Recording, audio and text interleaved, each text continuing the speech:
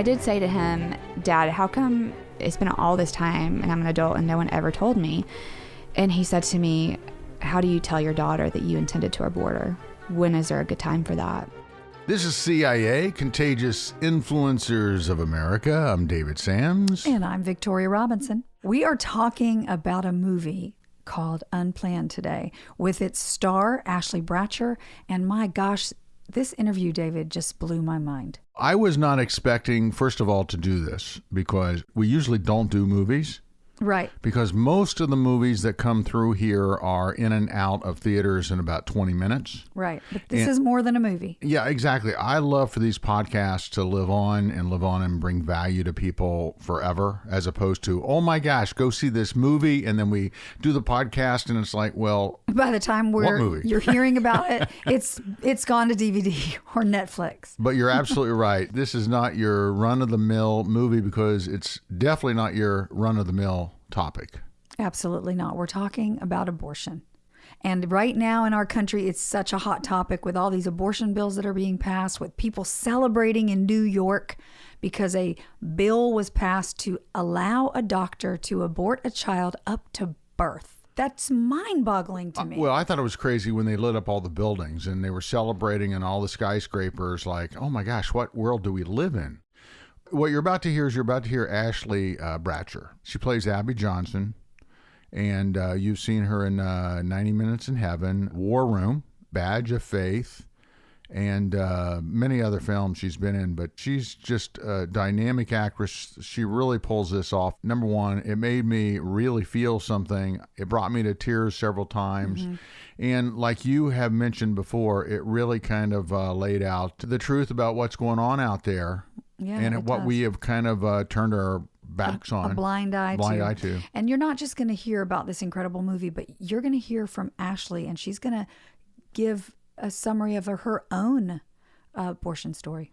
And then you're going to hear from Darrell Lefevre. He's going to join us in just a few minutes. His credits include X-Men, The Polar Express, Nancy Drew, Where the Wild Things Are, The Lucky One, Samson, most recently, I Can Only Imagine. I mean, this guy's a legit producer, and I can only imagine that it could have had the opposite effect in his career of people going, wait, what are you doing, man? What are you making this movie for? It's not just a Christian film, but it's also so controversial. Let's go to the interview now that we just did literally minutes ago. Then we'll come back and discuss it a little.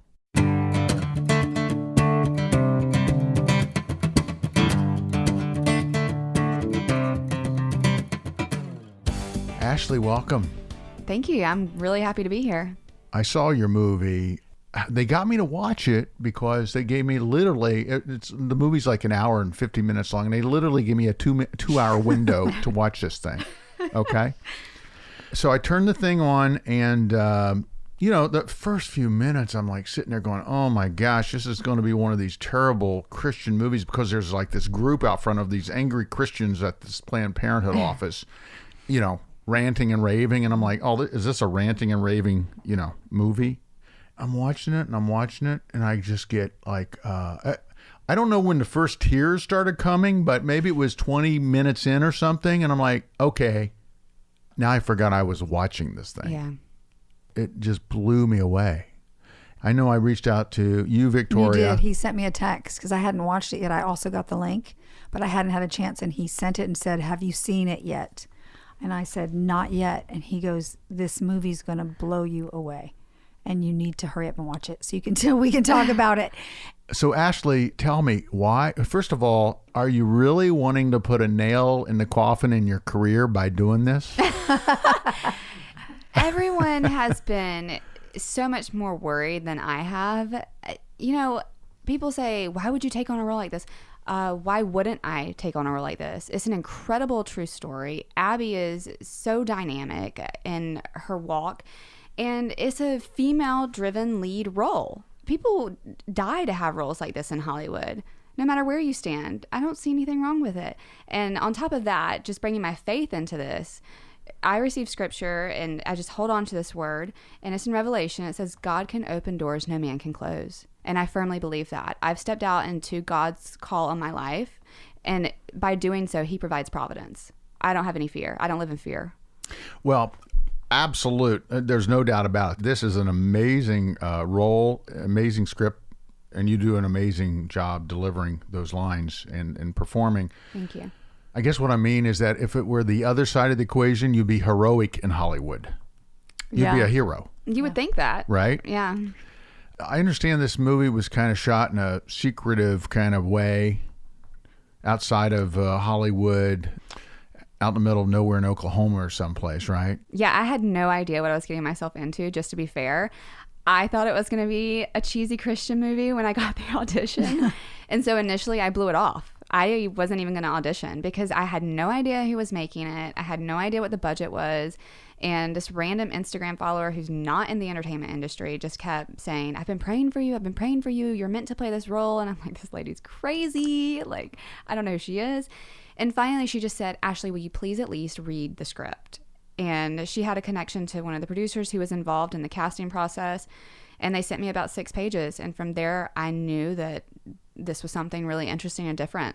And I wanted to be a part of it. And how much advance did you have to go shoot this thing? None. I mean, Chris Jones is the one who actually called me and said, hey, the role is yours. Can you get on a plane in 5 hours? No, it was 4 hours. He said, can you get on a plane in 4 hours? And I'm the one who convinced him to give me 5 hours to pack for 8 weeks in Oklahoma. So literally hardly any time to prepare for this, except to call my husband and say, hey, babe, I got the role. I'm leaving before I get home. So you got on a plane, and you had the script in hand. And I had just gotten the script literally at 1 o'clock that morning. So, I mean, are you like learning your lines on the plane? Yeah, and I had no idea who Abby was before I took on this role. I had not read her book. So in addition to reading the script almost simultaneously, I was listening to the audiobook and watching all these YouTube videos and learning about abortion because I'd never really had my own stance on it. I was middle of the road. And it was just this huge learning curve that I jumped into, and I just took it day by day. I would pray every single day because I knew I had to lean in completely on God to make this work because it was none of me. I was just completely empty, and I needed God to take control to get me through this and give me strength. So you landed on the ground, you got there, and what happened? Immediately, I went into wardrobe and hair and makeup because I had, 52 wardrobe changes, and they didn't have any notice until I got there what my sizes were or anything. So I spent the first couple of days in hair, makeup, wardrobe. And on the 4th day that I was there, they wanted to dye my hair red. And when you have dark hair like I do, it's a very long process. It's not fun to be a redhead if you're not one naturally. So that was the time when I got a phone call from my mom that kind of changed my life. Why did it change your life? Well, my mom had shared with me when she was in high school, she'd had an abortion. And in explaining this movie to her, she had no idea I'd left because I left so fast and my feet hit the ground running that not many people knew what I was doing. So when I got ready to explain to her this role in this film, I didn't want her to think that I was judging her. I didn't want her to think that I loved her any less. And I needed her to understand this was a story about hope and forgiveness. And I was just very, I guess, hesitant in how I was going to explain it. And as I did, she became undone. I mean, she was just sobbing through the phone. And every time I think about it, I'm overwhelmed with emotion because I just can't even believe that this is the story of my life. But she said, Ashley, I need to tell you something I never told you before. What you don't know is that when I was 19, I was in the clinic for the second time. They called my name back and I was examined by a very pregnant nurse, and I got really sick and I knew that I couldn't go through with it, and I walked out and I chose to have you. And I never knew that. I never ever knew that. And when I learned that information, it was just such confirmation to me that God really plans our steps from the moment of conception. Because here I was knowing nothing really about abortion, never having my own stance on it, and not knowing I had my own story, that I almost never had the opportunity to live the life that I've lived.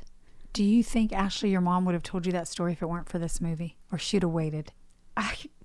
She kept that story a secret through my entire adult life. So I'm not sure that she would. And I'm glad that she did. Some of the media has really given her a hard time. Some critics say how cruel it was that she would tell me something like that.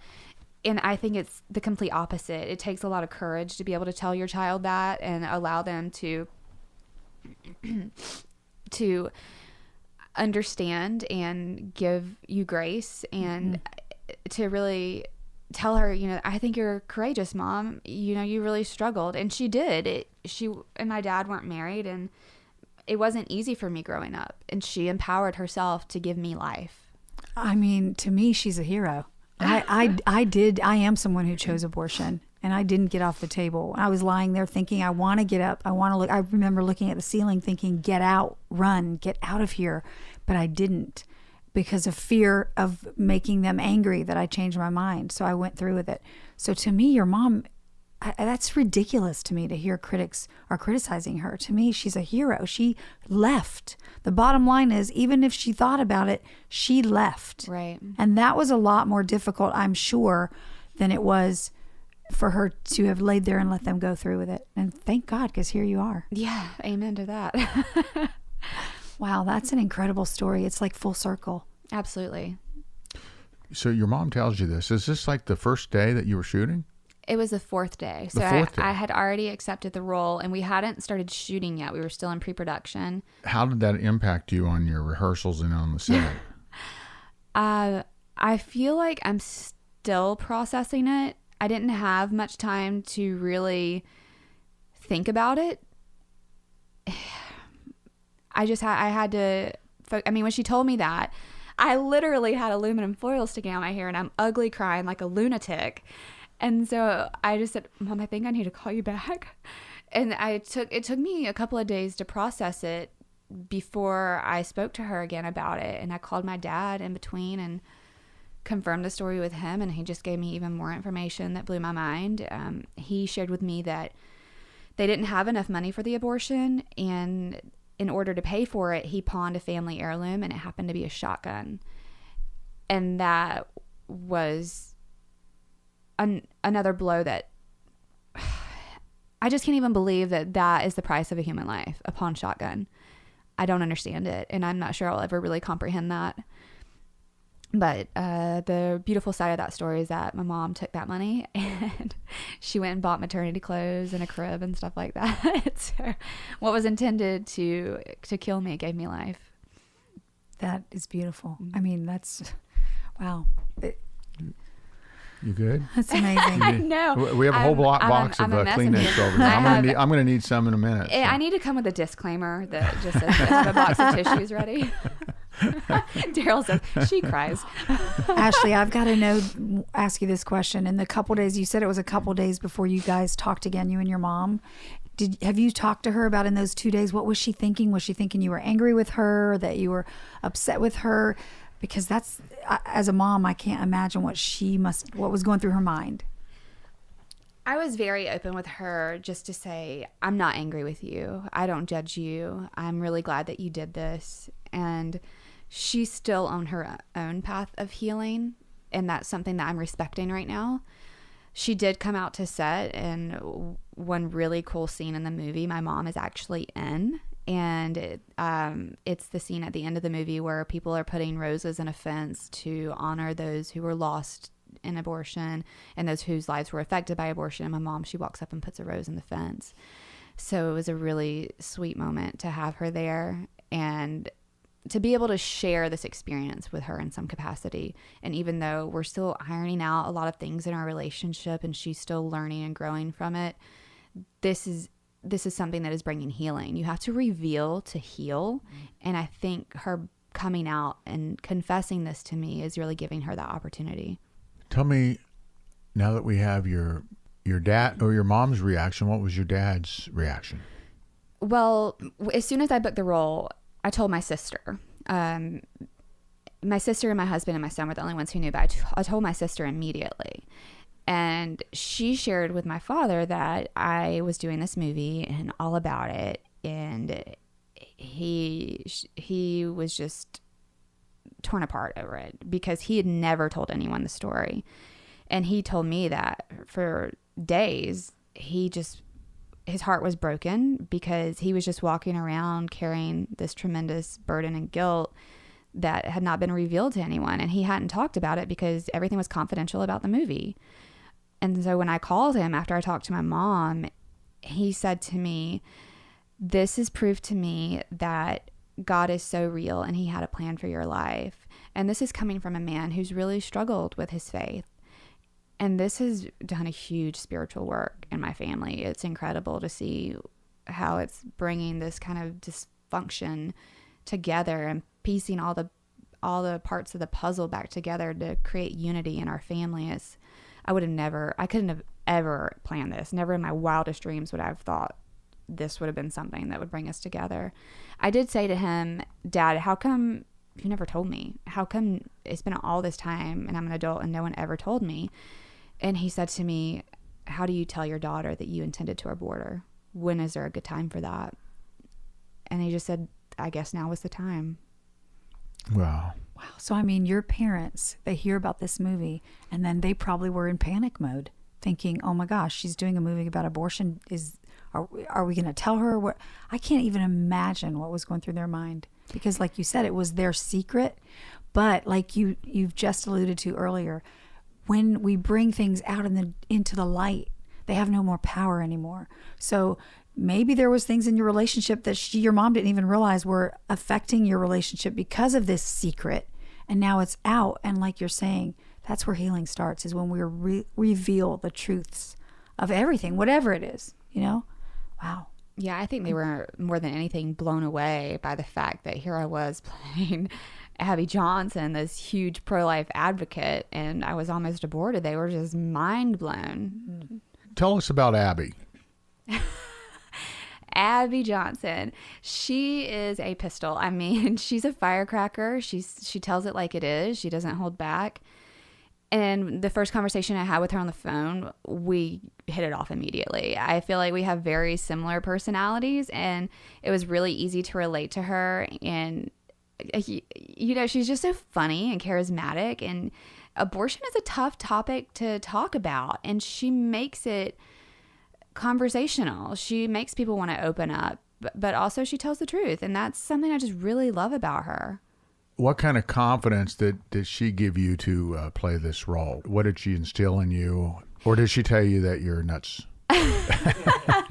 No, she didn't tell me that I was nuts. I think by the time she found out that I was the one playing the role, that she was ecstatic because we were days away from filming, and she kept telling everyone, "I'm not an actress. I can't play myself in this movie. You need to find somebody now." So she was freaking out, and I think when she finally talked to me, it was confirmation to her that, and she didn't know my personal story. Nobody did. So when she found that out, it was even more confirmation. But no, she had this confidence about her that gave me peace. Because like I said before, I didn't know who she was when I got the audition, and the pages that I had from the script, all I knew was that she worked at Planned Parenthood. I had no idea that she was going to become pro-life because I wasn't familiar with her. And after the audition, I was so curious because she seemed so relatable and charismatic that I wanted to know. And I looked her up on YouTube, and I listened to this hour-long speaking engagement she did, and she just described what an abortion looked like, what she saw, and I was devastated. I could hardly get through the video because I was crying on the floor. Just, I never knew, and I don't think that most of America knows what it really is.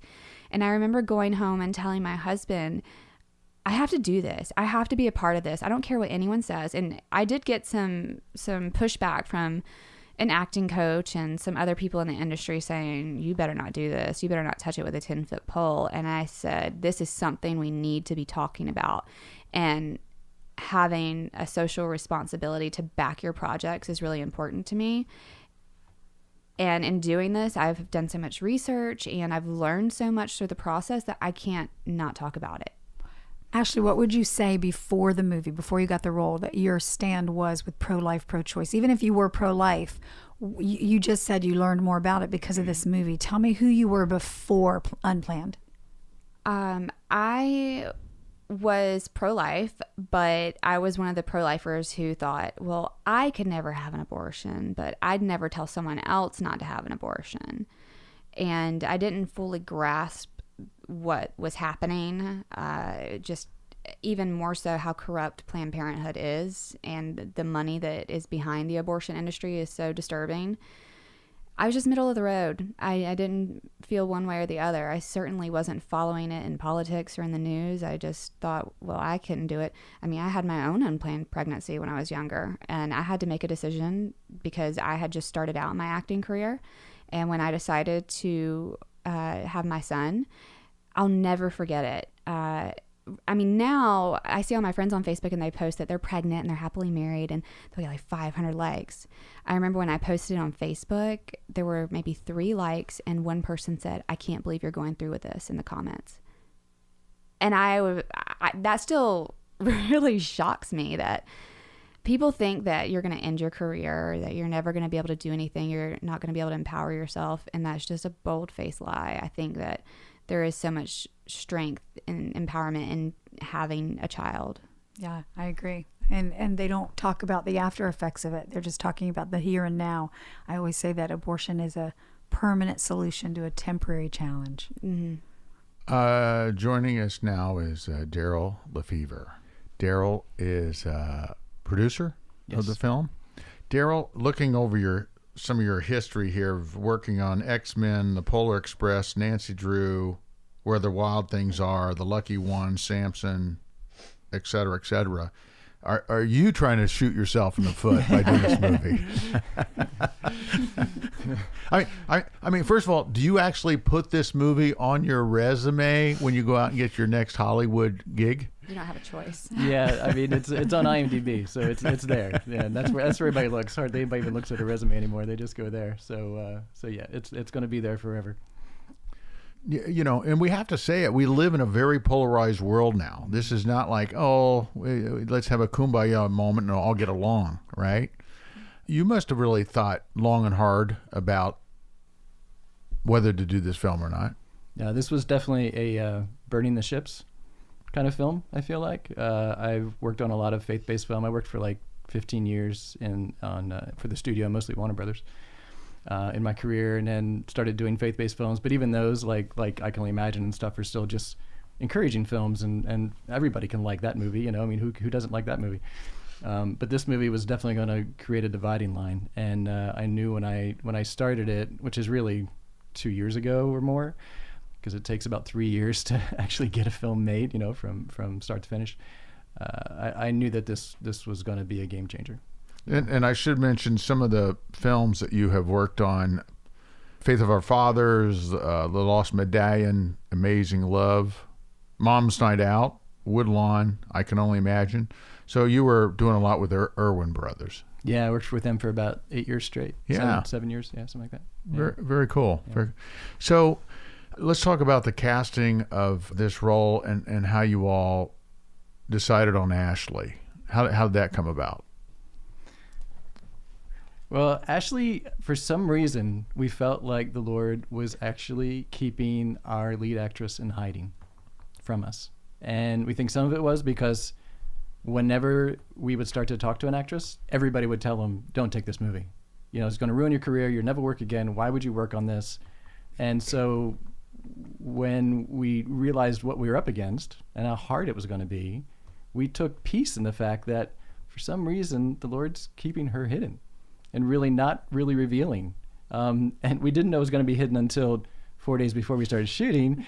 But that's how it turned out to be. And some of the stories that Ashley had about how she knew that this role was hers before we knew the role was hers.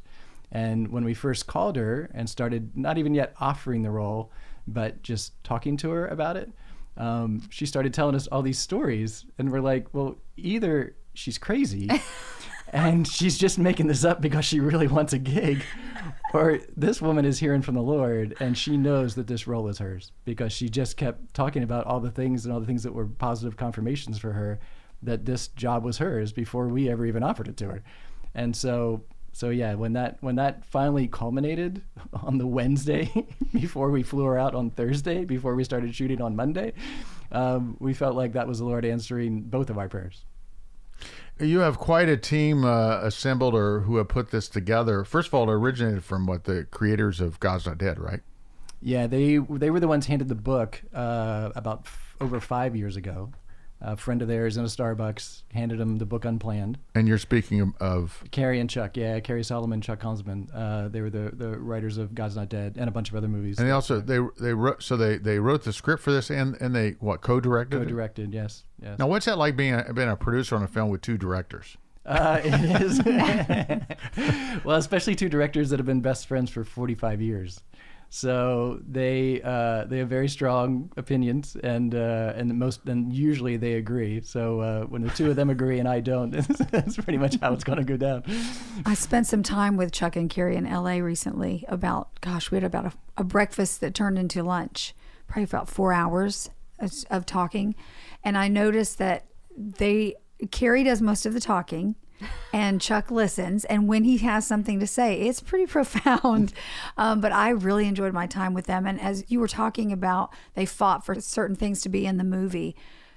I think that was admirable, and it was very brave to not back down, especially now that MPAA gave you an R rating. So to me, that it doesn't hurt the movie. It would have hurt it for it not to be authentic and to have taken anything out, because as David said, we've both seen the movie. I will concur with you that God was hiding Ashley. There was nobody else I don't think that I can think of that could have played that part better than her. I was blown away by her entire performance. And then hearing now the backstory and her own story, what a testament of faith that God has orchestrated this entire movie, I believe, to the R rating. Let's talk about that a minute. Let's talk about how corrupt this whole thing is. Hey, I call it the way I see it, okay? You can go into the theater and you can see people being blown up and heads being blown up, and all the action hero movies have... I lose count usually of how many people die in these things, right? Not to mention the nudity and sex. So you're looking at these things getting a PG or PG-13 kind of rating, right? Correct. This thing, as far as I know, I don't recall any language issues, there was no sex in it, there was no what's normally rated. Yeah, nudity, profanity, right? Harsh profanity. Yeah. There was none of that, right? No. As a matter of fact, we saw an early cut and it said, "Oh, it's not going to be quite like this." So, tell us about the scene in the movie that earned quotes the R rating. Well, really, it's 3 scenes, because there are 3 abortions that take place in the film. Mm-hmm. And essentially the response was, well, we need to considerably alter or remove those 3 scenes. Well, how do you tell Abby Johnson's story and not have an abortion scene in the movie like that? Then it's not even a pro-life movie anymore. It's not anything. It's not a movie that's even touching the subject matter. So it's like having a murder mystery and you never see a dead body. Like how do you tell that story? So we weren't really left with an option. I think this is the MPAA's way of trying to keep teenagers out of the theater. That's what I think. Yeah, and what we're hoping, and what from the response from our Facebook and Instagram posts that we've talked about this issue, most people, the response is, this is the first R-rated movie I'm taking my kids to see. Mm-hmm.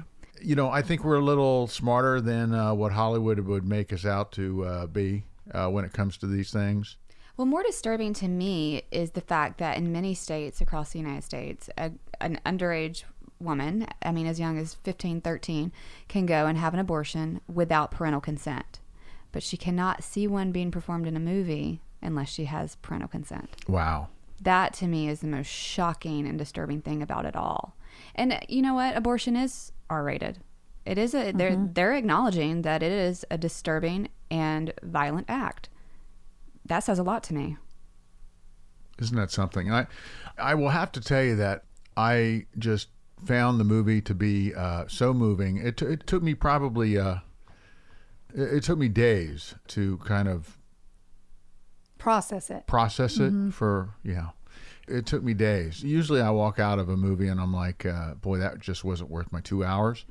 I did not have that feeling after watching this. It really had an impact on me. I mentioned to 3 or 4 people right after that how impactful it was on me. I know I called you immediately. I mean, let's think about it, David. When's the last time we did a private screening? We did one for this movie because that's how much we both believed in it. Because every person should see this movie, pro-choice or pro-life.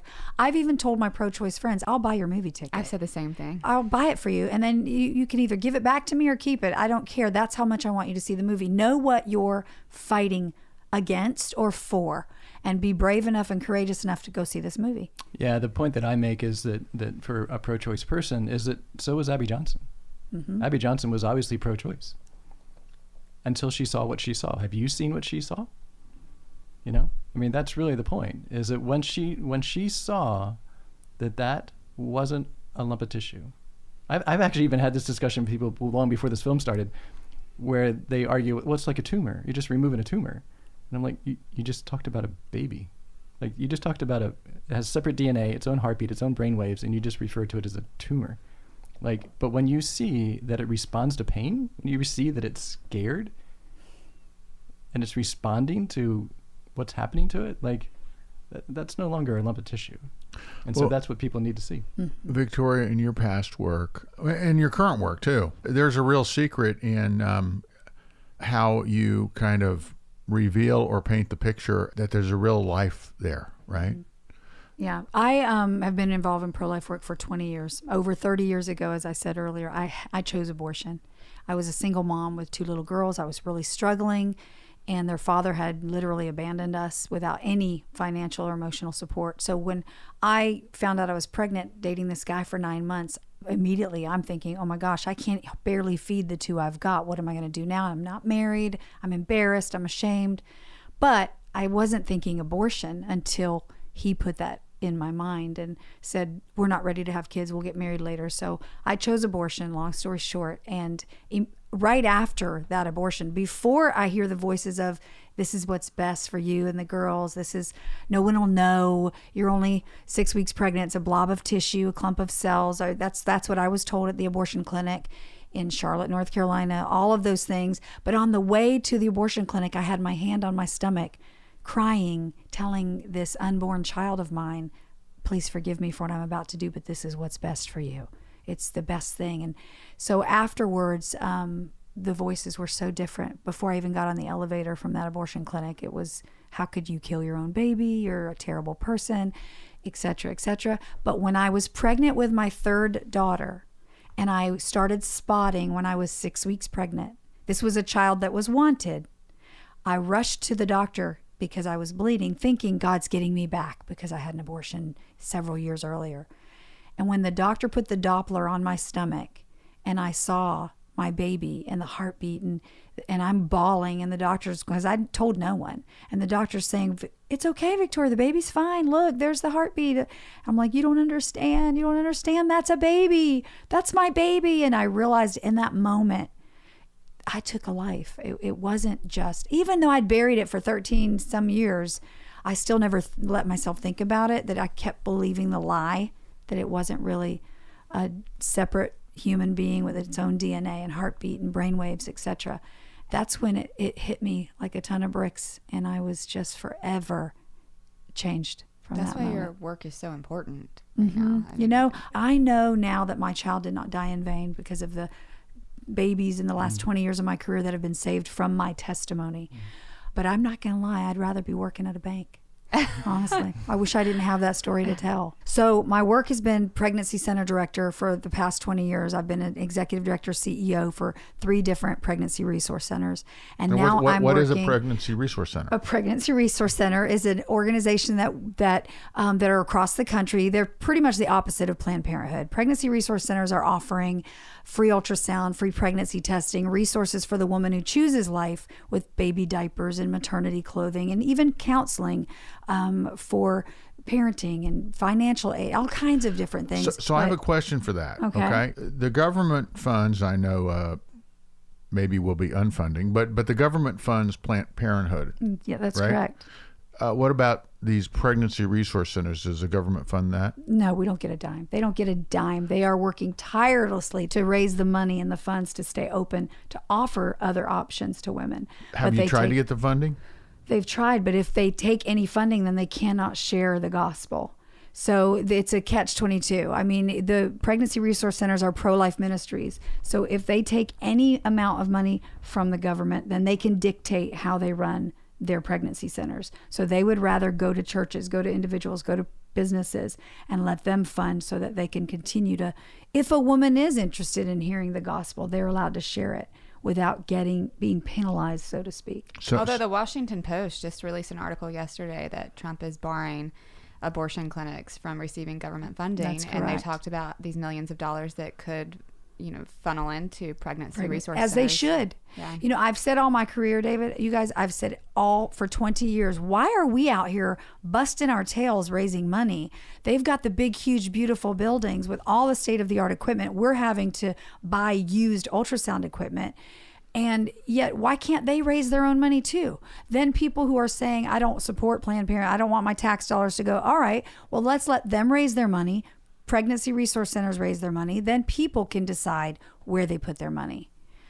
So who knows? Maybe that's what's coming. Maybe that's where we're headed. So then you recently started working with Save the Storks. Yes, Save the Storks is an organization that partners with pregnancy resource centers to help them raise the funds to build mobile medical units that park in front of some abortion clinics, Planned Parenthoods, high schools, college campuses. They take them all over town, depending on their own communities. They dictate where they put them. So women know when they see these beautiful buses that say free ultrasound, oh, what is that?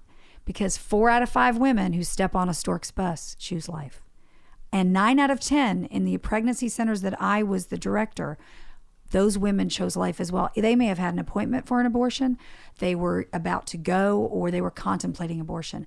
You cannot deny a heartbeat.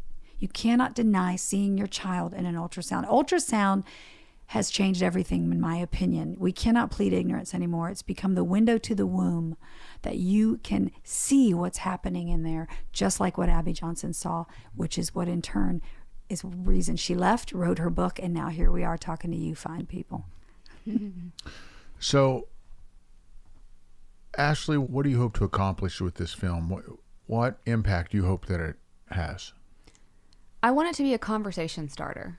I think the millennial generation, which I am a part of, is misguided a lot. We are curious by nature, but we're middle of the road. There's a sense of apathy in our generation, and we like media. We're on social networks. We're scrolling constantly. We're watching movies. And a movie like this can really shift the culture. And I think that when people walk out of the film, they can no longer say, I didn't know. And it's important that we're having these conversations with pro-choicers. I have so many pro-choice friends. And if you have a pro-choice friend, you've established that relationship because they trust you, because they like you and they respect you. And in the same regard, you can invite them to see the movie, and hopefully they'll say, okay, I'm probably not going to change my mind, but I'll go see a movie with my friend. And that's where we start. We start with conversations with our friends that opens up the door to knowledge and truth.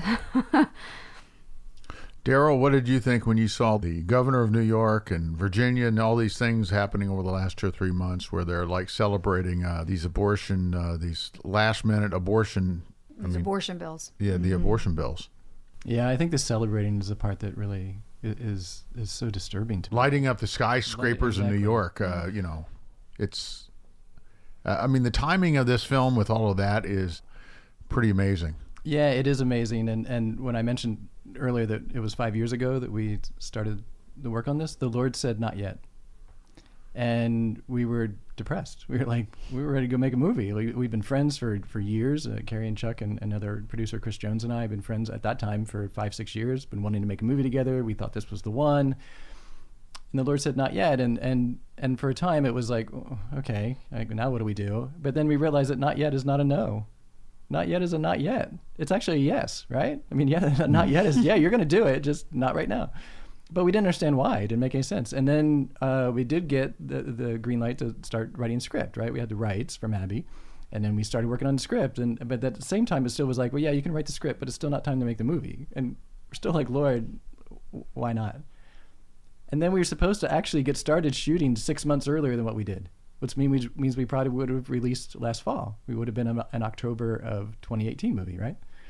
And even then we were raising the money. It was like hard, and why are these things obstacles, and what's going on? We had to push and push and push. We pushed the movie out until shooting, so that we didn't come out until March of 2019.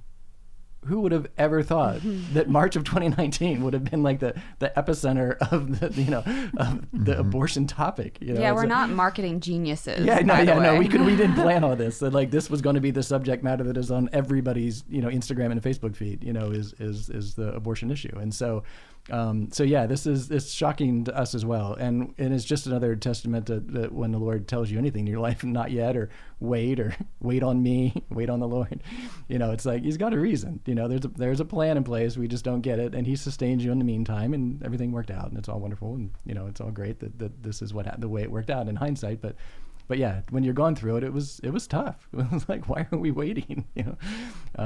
So yeah. It's interesting because I've been in this work, as I said, 20 years, and been talking to people about partial birth abortions happening long after 30 weeks and even after the child's born, if it's born alive. And that's why Gosnell's in prison in New York, and for exactly what the bill in New York just passed. And that's what he was arrested and put in prison for. And so people looked at me like I had two heads for the last 20 years. Now, this New York bill, as disgusting and despicable as it is, it's almost become like a blessing in disguise, because it's been going on anyway in this country. Now it's at the forefront of people's minds, and people are outraged on both sides. Even my pro-choice friends are saying, okay, this is crossing the line now, Vic. This is too much. I've even had people say to me, I'm considering changing my political affiliation because of these bills. And they're so upset about the celebrating as well. So you're absolutely right. God orchestrated all this, from Ashley, from Abby leaving, from that day, that Saturday morning, or that she witnessed what she did, every single thing, knowing He's saying enough is enough. And the one thing, like you said, Ashley, when people walk out of this movie, they can no longer plead ignorance anymore. The things they've seen on television with these bills, they can no longer plead ignorance anymore. So now it's going to be, what are you going to do about it? Yeah, I do want to point out too that when you mentioned when you walk out of the theater, the other side of the story, it's really easy to talk about the abortion aspect of it, and that obviously we feel abortion is the taking of a life, but over 60% of the women that have abortions identify as Christian, and 1/3 of them have never told anybody ever that they had an abortion. And so there's a lot of pain, even in the church. There's a lot of pain out there. And so the movie, like I say, even though it's easy to talk about the abortion side of it, the movie also offers a lot of mercy and redemption and forgiveness. That really is the second half of the movie, is really about the fact that Abby had 2 abortions of her own, and she had to find that. She had to find her own forgiveness, and she found it in the Lord. And so we've had women that have had, we had a woman just last week who had 5 abortions from the time she was 16 till she was 21. And she came up to us and she said, don't change anything. Don't let no matter what voices get in your head, this scene is too rough, you need to take that out, or that was too gruesome, or whatever. Like, don't dare change a scene in this movie. And the redemption and the healing that I felt at the end of this movie was exactly what I needed. I'm so glad you brought that up, because I'm a post-abortive woman, and I've shared this with David, that my concern, if I had one about the movie, would be, what are you doing to make sure? Because we don't want open wounded people lying all over the country after they see this movie. So I know they told me about what you guys have planned, but tell our listeners what you have planned for those people that are post-abortive that are watching this movie, that can walk out with hope. And besides getting the message of the movie, they still need to be able to connect with somebody if they need to. Right. So we have 2 things happening. The one is, at the end of the movie, there's actually going to be a text that you can text to a live counselor. And it'll come up and say, if you are post-abortive and are dealing with that in your history, or if you're considering an abortion, if you're currently pregnant, or if you just want to help out and become proactive in the pro-life world, or if you are an abortion worker and you want to get out of the abortion industry, which is what Abby's ministry now is, and then there were none. She has this ministry. Almost 500 women, 500 abortion workers have come out of the industry, 13 of them abortion doctors. So that's part of, and that's where Abby is now. That's what she does. And so that, and then the other thing we offered is our woman who ran her and her husband ran the ministry team on set. So we had 5 people full time praying on set, walking around the set, reading scripture, praying over Ashley in the makeup chair every morning, praying over the grips and the electrics, and Emmy just walking around set praying, which really obviously changed the atmosphere on set to have people just praying all the time, and that was their job. I mean, that was what they were there to do. They didn't have a second job. Like, that was their job, to be there and pray for the set. She wrote a book called Planned from the Start, specifically as a devotional for women and men, really, that are dealing with post-abortive issues. So that book is also available. It's on our website under resources, unplanned.com, and then go to resources page, and the book is there. So we are definitely addressing the issue of dealing with that. That's great. And I hope the pregnancy resource centers are prepared, because I believe their phones are going to be ringing with post-abortive men and women looking for post-abortion counseling. And they offer them across the country. So I would encourage people to get in touch with them. They do a lot of great things. The movie is titled Unplanned, and it's in theaters when? March 29th, nationwide. I want to thank you, Ashley and Darrell, for joining us here. Thank you. Thank you. Thank you. Thanks for having us. It's been great. So do you have your box of Kleenex out over there? Literally, I can barely speak. That was profound. To find out your mom almost aborted you. My heart went out to her mom too, David, because of the pain she must have felt and the agony when she heard about this movie Ashley was doing. And the first thought in her mind was, I need to tell her. God put her in the right place at the right time to do this right role. He did. It came full circle. Came full circle, and boy, does she ever pull it off. So we highly recommend you go out and give this thing a shot. Find this movie, Unplanned. Yes, it has a R rating, as you heard about, which blows my mind, just as they were saying that a young girl can walk into an abortion clinic in this country and have an abortion without asking her parents, with no parental consent, but she cannot go see a rated R movie about abortion. I'm scratching my head, David, going, this just doesn't make sense. I mean, they're opening up women's wombs, doing surgeries on babies, and then putting them back in their mother's bellies so that they continue to grow. How can we say those aren't people? When you become a patient, you're a person.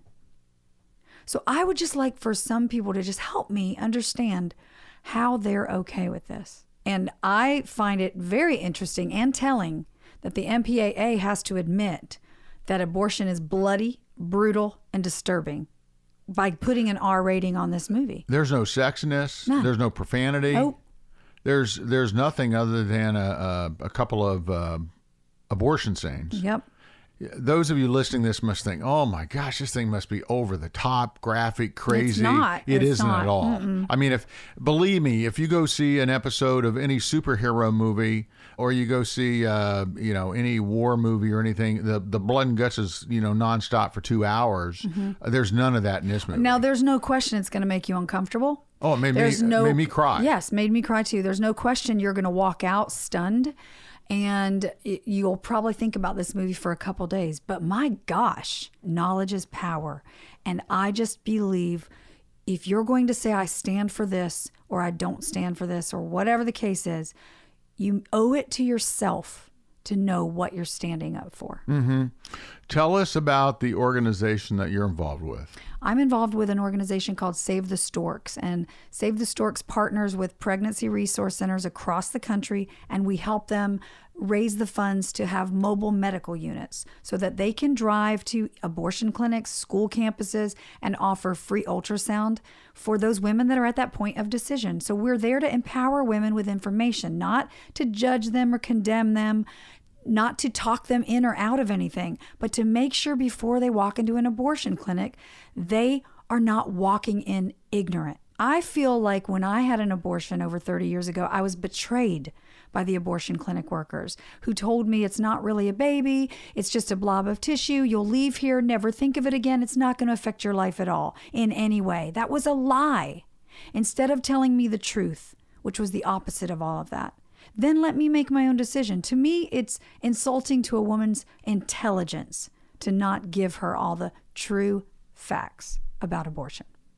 So when you pull up in front of an abortion center in one of these vans, and you give people a free ultrasound, does it really change their minds on whether they get an abortion? First of all, they're not vans. They're Mercedes Sprinters buses. They're Oh, beautiful, state-of-the-art equipment is in the buses, and they are staffed with trained medical staff.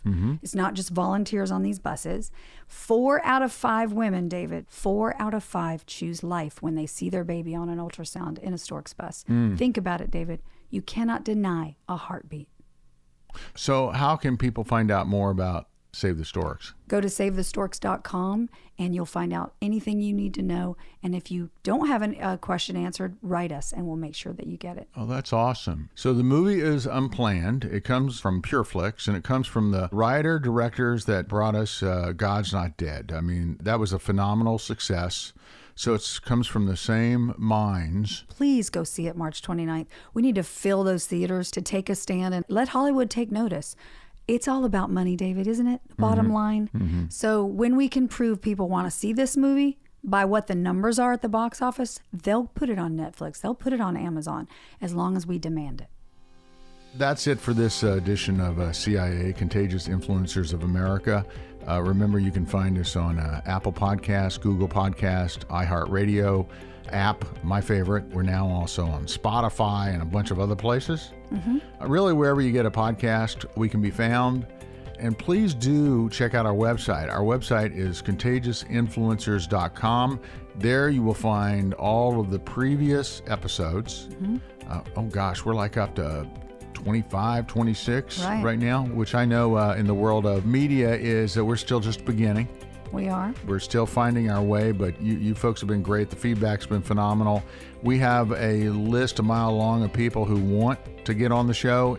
In the weeks ahead, you're going to be introduced to some amazing contagious influencers, people who are just world changers. They're just out there doing tremendous things, and we want to introduce them to you. So if there's somebody that you feel is a contagious influencer, let us know who they are. And if enough of you bring them to our attention, maybe they'll be one of the ones you find on our show in the near future. Yeah, and you can submit those folks to contagiousinfluencers.com. There's a little place there that you can do that, or you can check us out online on the Facebook, okay? And remember, folks, if you want to look at it as a big, dark, gray world, you can. I choose to live my life in living color because for so many years I lived it in black and white. We'll see you next week here on CIA, Contagious Influencers of America.